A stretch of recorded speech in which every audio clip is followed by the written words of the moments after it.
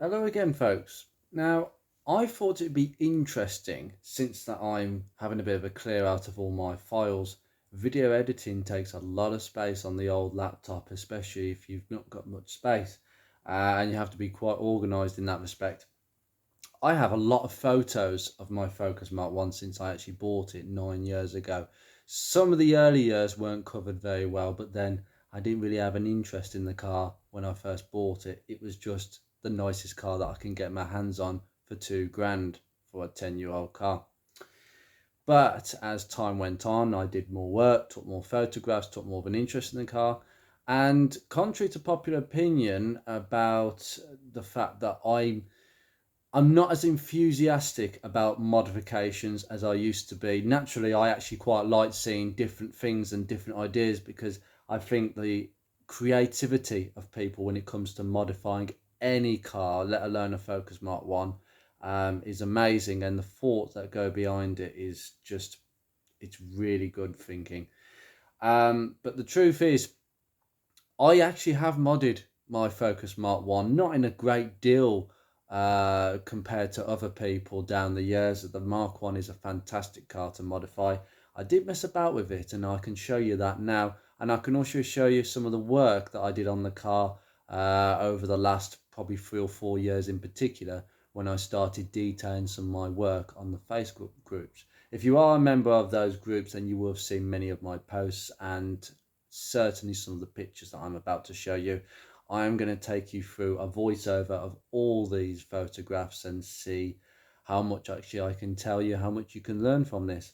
There's certainly some nice information if you are interested in, not necessarily restoring, you could be restoring a Mark 1 or rebuilding one. There's a difference between the two. I think restoring is a complete body restoration.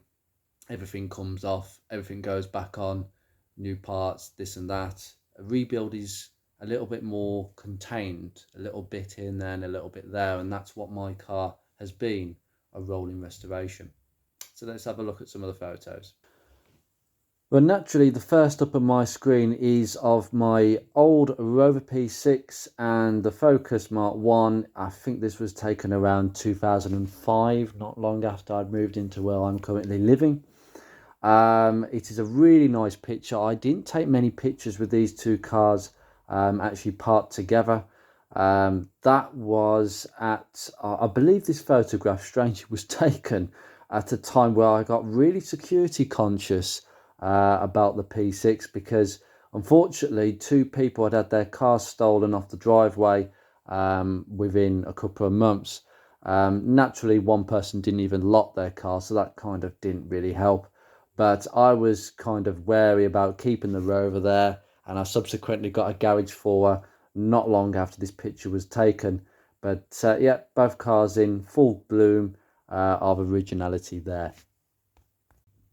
I think this picture was actually taken earlier than the other picture. I believe this was around circa 2014, so I'd have only had the Focus about 1 year when I parked these two together. But then that was quite a while back. But I love both cars, and do you know what? Both cars served me. One served me well continuously for 10 years, and one was actually a brilliant classic car to own, and I will absolutely own one again. I will say that in here and now. As I say, I didn't take many photographs in the early days of owning my Focus, but this is one of the earliest I have. And I believe it is just, I think this was around 2015. I had bought the ST170 wheels that I was to later refurb. A couple of photographs are coming of that. That was the first stage in me actually messing about with the car. The original 15-inch Zetec alloys were in awful condition. Quite frankly, they needed a complete refurb, and I didn't really care much for them. So I actually sold them when I bought these. But the rear suspension in this video doesn't look bad at all, does it? The subframe doesn't look too bad. However, it was starting to get a bit scabby. And then bottom arms, I'll tell you now, they are starting to go pretty poorly. And I believe a year after this photo was taken, that's when they needed to be changed. It completely failed the MOT and the rear springs were completely corroded. That is the only photograph I have of the car wearing the exhaust when I bought it. It's still not in bad condition. It was just a bit burnt out in the middle silencer where you sort of get heat spots and all that, where it sort of has the heat tarnishing that comes with it. But they can get really dirty. I mean, you look at the state of that back box. This is one of the first pictures I have of the car being actually modified. I decided to start tartaning the car up with this diamond white theme, which is a traditional Ford colour, and I thought, let's start on a few body trim panels, and hey ho, we started getting a bit carried away.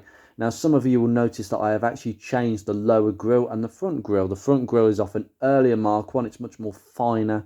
I quite liked that at the time. And the lower grille is off an ST170. Again, it kind of matched the top grille and it looked really nice, and I put a lot of thought into that.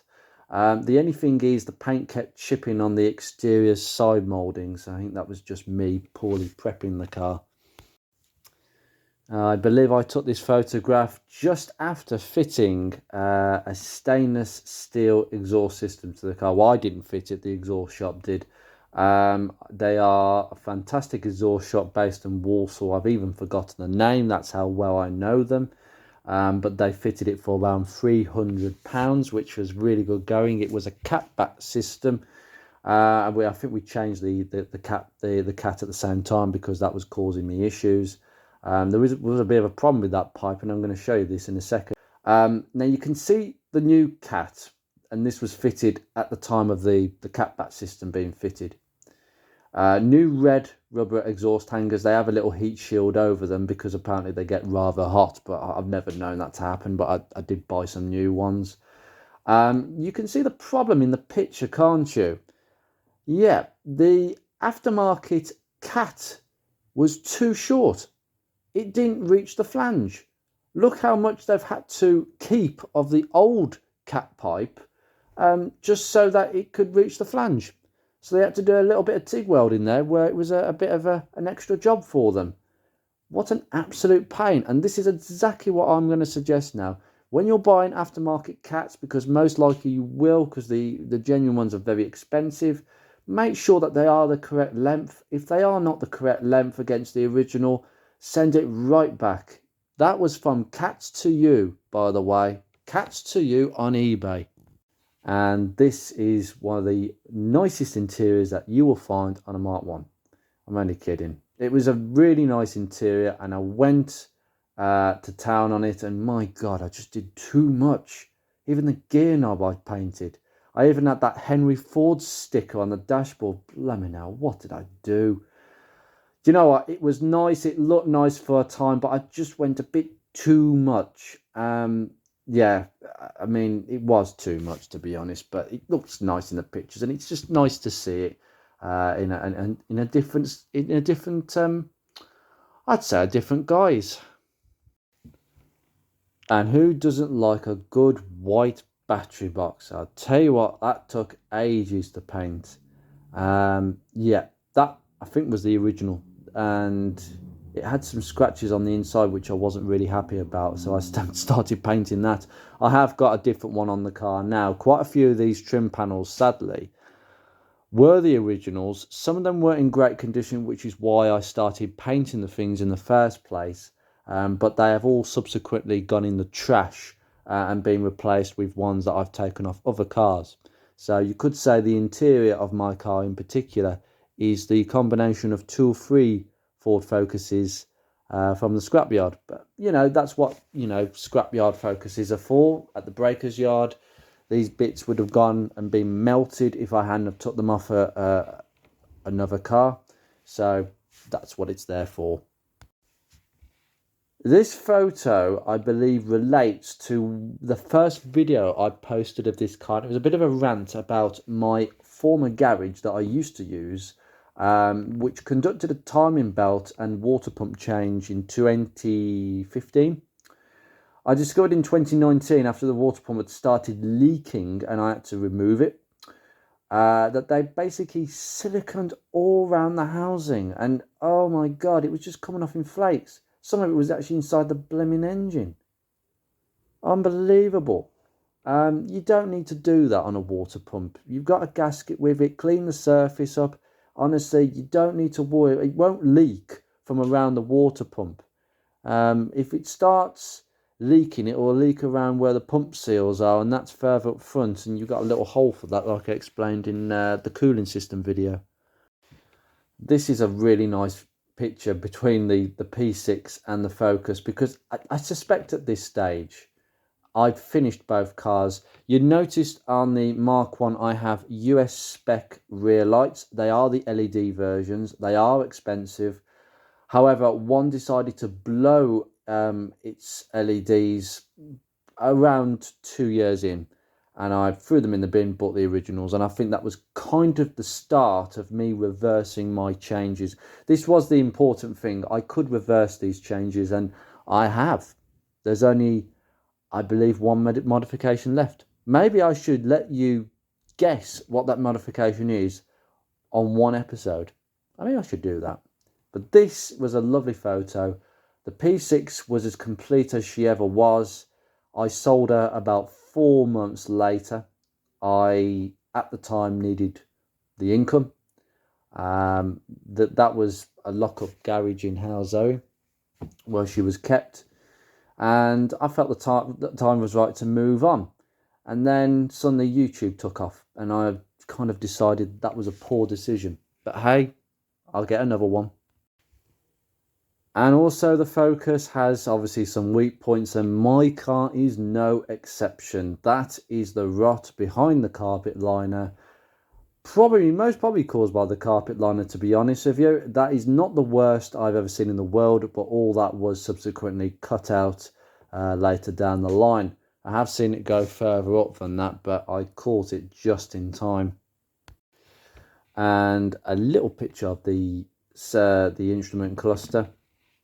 Honestly, if anybody wants a set of Lockwood dials, the dials in the picture, I've got the exact card that I took out. I did remove it when I started reversing some of my changes, and I did keep the card because it did cost me about £20, and it's up somewhere, so I'm pretty sure if anybody wants it, I'm sure I could send it to you for a very low sum indeed, just something for myself. So very interesting. For some strange reason, this is the only photo I took when I actually did the timing belt. Very stressful experience. I'd never ever gone to the extent of anything to do with timing belts before, but do you know what? It turned out if you've got the pin and locking bar set in that picture, then you have very little to worry about. The biggest challenge I found is getting the crankshaft bolt undone. I did have a good impact gun, the Milwaukee, as you've seen, so that is powerful enough to whack it off. If you have a manual car, you can just cheat and get somebody to stamp on the brake pedal, put it in reverse or first gear. Oh, I can't remember which one it was. Is it reverse gear? No, it's first gear. Yeah, first gear. Put the foot on the brake pedal, and then somebody with a big breaker bar cracks it off. Simple as that. And this picture basically gets rid of the myth that you need to drop the whole hub in order to do the train arm bush. Well, if you're taking it off anyway because you're having to do so for several other different reasons, whatever you want, if you're dropping the suspension or whatever, then I would recommend that that's really not required. If you have the tool, which is in the picture, it's a £60 tool, put plenty of oil on the threads, and make sure that you use the correct cup for pushing out and the other one for pushing in. You can do both with this tool. Pushing out is tough because obviously the bush is a bit seized, but as you can see, I have dropped the train arm low enough to get access from both the outside of the car and the inside. Obviously, you've got to take the bottom and top control arms off. You don't have to have the big arm, the one that basically the spring sits on. You don't have to disconnect that. Just disconnect the two control arms, take out the train arm bushes, and it will drop to that extent. And this is basically the remains of the bush. It actually hadn't split apart completely. I've seen most of them where they actually just, the metal shaft just literally comes out the bush. that wasn't too bad, but it was definitely far gone compared with the difference I felt afterwards. Now, this was a job that I was forced into, and like many other Mark 1 or in fact probably every single one, you're going to be faced with this problem, and it's water ingress. Now, sometimes you get water ingress into the boot via the vent seals. That is something I later changed, and I'll show you that in a second. But I was getting leaks from a bit higher than that, and it's a very common thing. There were two things. One, the hinges for the tailgate.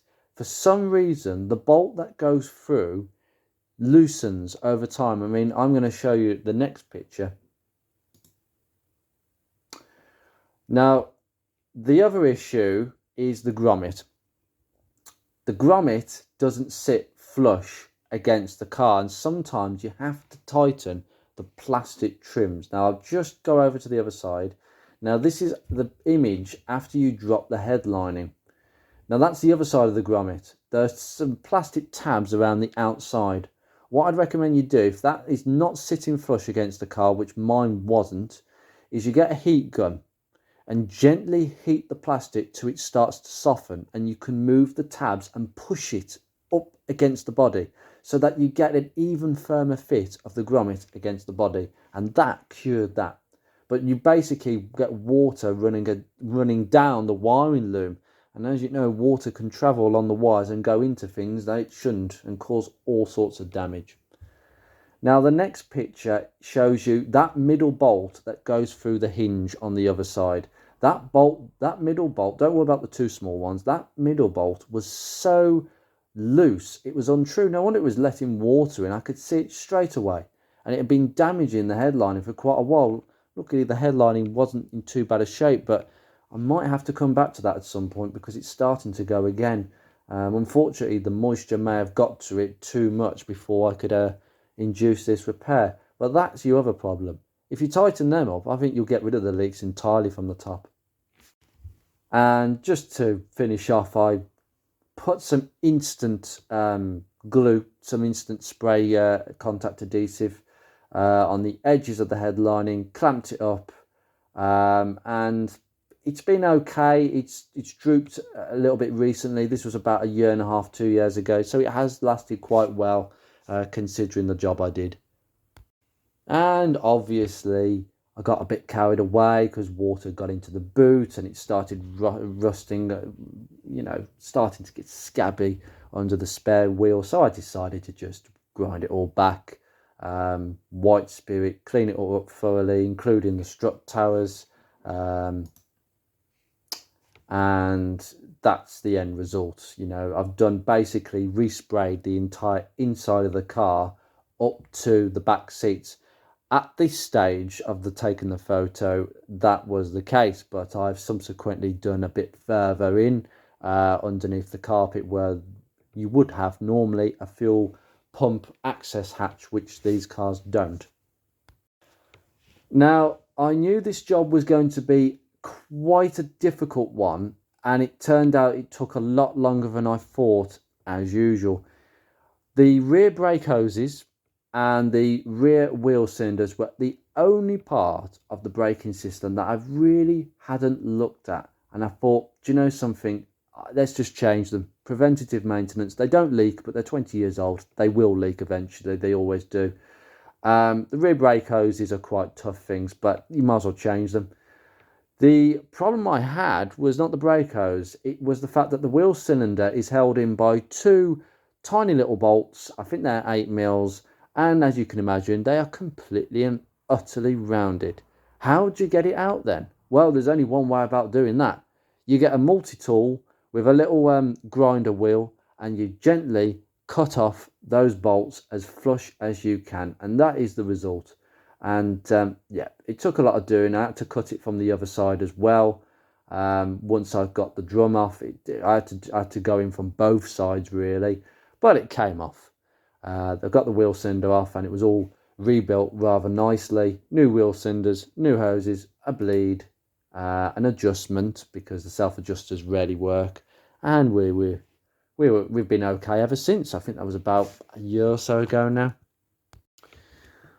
Now, you might ask yourself with this picture, what component am I replacing today based on what I've taken out? Can anybody guess? Is it a sensor on the gearbox? Might be. Can you think? Shall I tell you the answer? Starter motor. I am not kidding you. Starter motor. And the reason for that is, unfortunately, I'm going to just come to the next picture. And this is the starter motor that I removed. It's the original starter motor that I decided, do you know what? Let's change the brushes. I had a brush pack that was sent to me by somebody who actually bought one and didn't need it anymore. And it was the correct Bosch brush pack, which is really all manufacturers do when they recondition starters. They give the casing a bit of a clean, they clean it out, they put new brushes in, and that's it. That's literally what they do. So I decided, do you know what, I'm going to do it at home since I've got the part. And the picture here, if you look at this picture, you will see the problem I had trying to remove the starter motor. Now, bear in mind, my car is an automatic, and you have a big, massive dipstick pipe, which, as you can see in the picture, runs just under the throttle body. Okay? That dipstick tube, can you see what it's doing or what it's obstructing? Yeah. If you look at the throttle housing, underneath that throttle housing is a bolt that's not quite come all the way out. That's one of the starter motor bolts, and you can't take that bolt out unless you move the dipstick tube. If you have to move the dipstick tube, which in this case you do, you have to take several more bolts out. I think 2 or 3 different bolts, and one of those bolts you can't access unless you take more hoses off the top of the gearbox. So to get to one thing, you have to take another thing off. Then to get to that thing, you have to take another thing off. Has anybody else been in this position? Because I tell you what, if you've never been in this position, I don't think you've worked on cars that long. But that was an absolute pain. Unbelievable. But the end result was really rewarding. I will point out, the next picture I'm going to show you is the top speed. Now, that sensor is actually unique to the automatic gearboxes. It is the front turbine speed sensor. So on any other gearbox, you have a speed sensor which basically takes a reading off the output shaft to tell the computer how fast the output shaft is spinning. It's a Hall effect sensor. It's very simple to replace. They do go wrong sometimes. On the automatic models, there is another sensor which is buried at the top of the gearbox, and it basically measures the input shaft. And the input on an automatic is the turbine, which is part of the torque converter itself. Very complicated, but I thought, do you know what? I had a decent aftermarket one to replace the original, which was 20 years old. There was nothing really wrong with it, but preventative maintenance, I changed that as per when, because access is terrible for that sensor. And I thought, while I'm doing this job, change it. I've had no problems since, and I shouldn't do. It was a really good aftermarket one, and there's nothing really to go wrong with those Hall effect sensors, but they do get old. They do get a bit tired from hot and cold cycles, and particularly where it is on the gearbox, it is subject to heat. And the next one is the starter motor rebuild. We're just stripping the starter motor up with all the little bendix gears, the commutator, the motor itself. It was very simple. It was a messy job, but it was a very rewarding job, cleaning all that up. And if I show you the next picture, the end result, oh no, that's the brush pack. That's the brand new brush pack, which I had given to me to do this job in the first place. And the last picture is a completely rebuilt starter motor. I cleaned the casing up as good as I could, repainted the actual magnet housing, put everything back together, couple of new 13mm bolts. I thought that would be quite nice as well, and bolted it back to the car. And you wouldn't think that I'd done that at home, but I did. And for the cost of what, £10-15? Yeah, absolutely worth it. I'll do that again tomorrow. The next job was the alternator job. Now, obviously, because I did the starter motor, got to do the alternator, haven't you? I wanted to know how good the alternator brushes were, considering the starter motor brushes weren't actually that bad. They did have a couple of years life left in them at a rough guess. But the alternator was the original. It worked. No problems with the bearing and anything like that. So I thought, do you know what? Let's just take this apart and see what's in there and have a look. And do you know what? The brush packs, I'll show you the next picture. The old voltage regulator, the brush pack, the voltage regulator, which does everything really, the original Magneti Marielli. As you can see, the brushes are worn, but not too bad. They've got a few years left in them, as the same as the starter motor. And the brand new one is up top with very big brushes indeed. That will hopefully last many more years. And I did, as you can see in the next picture, I did completely refurbish the casing. It took a lot of cleaning up. It was probably very difficult to do. Getting it apart is not easy either. So I just did the best job I could. And do you know what? Looks brand new, doesn't it? So worth the effort. Well, this was one of them jobs where I did a few jobs in the same time. The exhaust manifold needed replacing. It was rattling really bad and starting to actually leak out the flexi, which is not a good thing. Now, if there's any leaks from the flexi in a Mark 1 Focus, it will not affect the running of the car because the oxygen sensor, the main lambda sensor, is ahead of the flexi. So I think Ford were thinking about that quite carefully just to make sure that if the flexi did go, it wouldn't cause the car to have an air leak effectively, and the MAF sensor doesn't read correctly, and then the car runs really, really poorly because the ECU is getting the wrong info. But I thought I'd take the heat shield. Oh no, I took the heat shield off the steering rack to give that a bit of a clean up. And that exhaust manifold heat shield is actually a second-hand one which I cleaned up. And that in particular, the original had broken around where the bolts go through at the top. They do tend to get like that, so be very wary of that. And I just took the opportunity of cleaning around the steering rack just to make sure it's nice and dry. And actually I could see everything by the time I'd actually finished. It was a really nice job. I enjoyed doing it, and I ended up doing a few things. First one being the drop links. Now the drop links are completely gone after about 12 months at this stage. I bought some cheap aftermarket ones to get it through an MOT, and they didn't last. The boots just cracked. Don't get cheap drop links. I ended up buying Lem Ford ones. They are the best ones to go for, so I would definitely go for that. And yes, I would fully recommend stone chipping the hub because it looks really nice when you do so instead of looking at rusty cast iron hubs. Now, because I was changing the drop links, I decided to do that all impossible job that I was warned by several people of changing the front anti-roll bar bushes. Now, these do make a difference. Again, I did feel the difference after. I think the Lem Ford drop links also helps because the bushes are much more stiffer and much more, well, basically they are OEM as far as I'm concerned. Lem Ford make a lot of Ford stuff. But I was told to drop the front subframe just a little bit to get access to them bushes from behind the subframe under the car, because access from the top is almost impossible. And I've got to agree with that.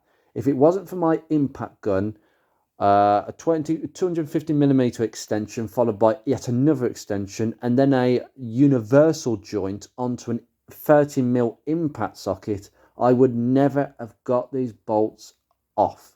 It is simply impossible. You are so high up and they are low down in the subframe. It's far easier to drop the subframe, and I will do that next time. And while all this was going on, yes, I started I basically wire brushed mainly the bottom of the subframe where it was starting to go in places. It's a very simple subframe. You can get them brand new, but mine was absolutely fine. It just got a bit scabby, so I decided to take it back to good metal, zinc primer, stone chip, and this is the end result really. A very, very tidy result and protected. Look at those lovely new drop links. I do love something shiny although that might start rusting soon, but hey. Everything had been done, and as you can see, the copper brake lines are being put to the front wheels as well.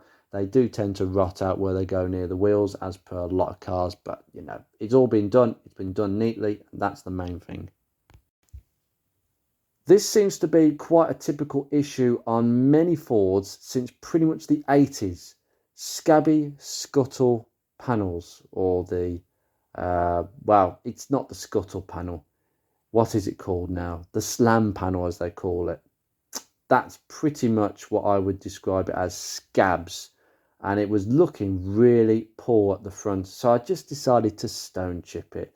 Not OEM, not Panther Black, but it's a black car. I could get away with it, and it came up really, really nicely. Just maybe I should have removed a few things, but it's turned out fine and it hasn't flaked or anything, so I obviously did a good job.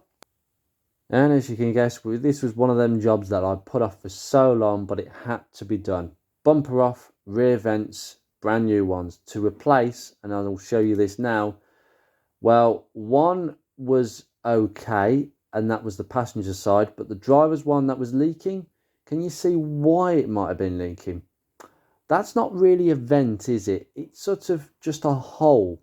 And it's always nice to just tidy things up when you're at the back. I did notice there was some movement at the back of the car. I mean, it had been welded up really, really well, and I really got to know exactly how good a job they did. I believe the car was only a few years old when it had the accident, and it had been done very well. New parts, the crash bar was in good condition. I just gave it a bit of a satin black, a bit of an underseal in places where the new vents have been put on. The plastic reinforcing panel you can see in the picture, which sits above the crash bar, and it's what the bumper basically sits on at the top. That definitely had some movement, and what they had done is they used washers to actually bring that reinforcement out a little bit to sit nice and true. Obviously, that's probably the tried and tested thing with body shops, just to get something sitting a bit further out if it's been pushed in by an accident. But all in all, a very neat job, and I had no problems with putting all that back together. Typical advice when you're replacing the vents, even if they're brand new, there is always some movement in them because they're clipped in. I would suggest you go around with the silicone sealer. You can see where I've put it around, beat it around the edge and push the vents on, and you know you've got enough silicone if it squishes out, and that's what you want to see. No, no, no. I know exactly what you're thinking, but we haven't gone down the model railways route. I know you can see an airbrush, but there's a very good reason, and it took a long time, this project, and it was something that I really wanted to sort out, and that was the leather seats on the Focus. I ended up buying a furniture restoration leather repair kit from the furniture clinic, who matched a sample of the leather seats that I gave from the bottom of one of the seats, and they made a perfect die to match the seats in the OEM spec. It's a weird spec. It's not black, it's not grey, it's in between. And I'll just show you the next picture. That is me putting some flexi filler on some of the cracks after drying off with some of the alcohol. It was a very thorough process. Clean, clean, clean. That's all I will say if you want to re-dye leather seats. I've done it before, did it on the P6 years ago, and that turned out well. But if anybody wants that code, that is the code that Furniture Clinic have. You just need to quote that code, and they will give you basically the dye in a kit, and you don't have to send any sample off, because I've done that for you. They have now got a sample of a Focus Mark 1 leather seat, and I made it very clear to them that that's the car it came out of, and that is the leather dye that you need. So that's the quote that's the code you quote if you want to go to Furniture Clinic for this kit. And I'm just going to show you this now, and that is the complete kit. It was £125, and it is the most biggest investment you will ever make. This is not an easy job, and leather restoration is expensive. because of the amount of hours it takes to prepare the seats. You've got to fill the cracks in, you've got to sand it down with sandpaper. It takes a lot of time, a lot of time. But this is the end result. That. Look at that seat. Absolutely worlds away from what it was. They were just cracked. They were good seats, they were just a little bit cracked. What I did was I went 25% matte. Oh, I think I went mostly on the matte side. There's a combination. You've got two coatings. You can do matte or gloss finish or mix the two. I did, I think, about 25% gloss. The rest of it was matte, because that's the kind of OEM finish that you get from leather seats. You don't want too much gloss, or else it looks stupid. The other picture is the frame of the seats. Did you know that Mark 1 front seats, the actual frames themselves, are made by Johnson Controls in Birmingham? How interesting. Really fascinating. Very well put together. It was a pleasure to refurbish them, give them a bit more paint, and they were ready to go back on the car. They can get rather scabby. Again, another picture of a leather seat, which is half done. It was starting to come together. I mean, the seat covers just look amazing. And I'm going to show you some really, really nice pictures now. I mean, that is the finished job. I mean, they are brand new. I'm not being funny. They are as good as brand new as what you'll get on any Mark 1 leather seats, which is possibly why you've noticed how nice the seats are in my car. It is simply seats that have needed some TLC. They weren't the best kept seats, I will tell you that, when I actually got the car. But those seats were really, really nice, with a few little repairs, a few little bits of stitching needed to be done by myself on the seat covers. Very easy done if you get the seat covers off. But after years of owning the car, I finally got the seats that I wanted. And I didn't buy them. I didn't pay someone to do it. I did it myself. And you can do it too, I promise you. Naturally, after refurbishing the leather seats by redying them, naturally the steering wheel looked a bit out of place. It wasn't too bad. The dye had gone out a little bit. So again, I went to the furniture clinic for a steering wheel refurbishment kit. It came with the dyes that you need, some alcohol prep. I mean, I had some spare from the big leather seat set anyway. There was a lot of prep. And some sandpaper. I would recommend getting some 1000 grit sandpaper, because the sandpaper they provide isn't quite enough. But again, another satisfying job, and might be the reason why you notice my steering wheel is so nice. Again, just another job. You could take the steering wheel off, but I find it better on the car, because at least it's not touching anything or any surface being on the car. And these badges are to finish off what was a brilliant respray job by the body shop I used. They are so expensive, these badges. Please shop around before you buy them if you want to get brand new ones. Is it worth getting brand new ones? The second-hand ones look just as good? Arguably, I've actually done that myself. I actually compared that new Focus badge in the picture to the old one, and believe you me, it's light and day how good they actually are brand new. They do get scratched easily when people wash them. So I thought, now's the time to put new badges on. Now it's been resprayed. And that Focus badge did cost £30. How mad am I? But unfortunately, that seems to be the going price. And we just finish off there, and that is really the finished product. That was the picture I took on the day I filmed the buyer's guide, which at this moment in time, 2,500 people have watched that video, which is just frankly incredible. I didn't know it would reach that amount of people, and an awful lot of people have liked it. So clearly I got my facts right.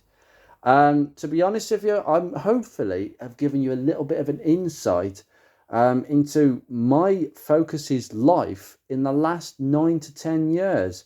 I just bought it as a very reliable and sensible first car, which I dented a few times. Then I started to modify it a bit as I got more confident with actually messing around with cars. And I think that's how you learn. You learn by messing around with things. And the P6 also gave me that little bit of motivation to just do some basic things on cars, you know, learning to just undo a nut and bolt without snapping all round in it. And I started with the P6, and then more and more I started working on the Mark 1. And by the time I sold the P6, I was ready to start rebuilding the Focus, because one, the P6 was off my shoulders financially as well. So I had a lot more funds to plow into the Mark 1 and rebuild it to the state it's in. Did I make a good decision? I think I did. But now I need to look forward to other things while maintaining this car. So anyway, take care, guys.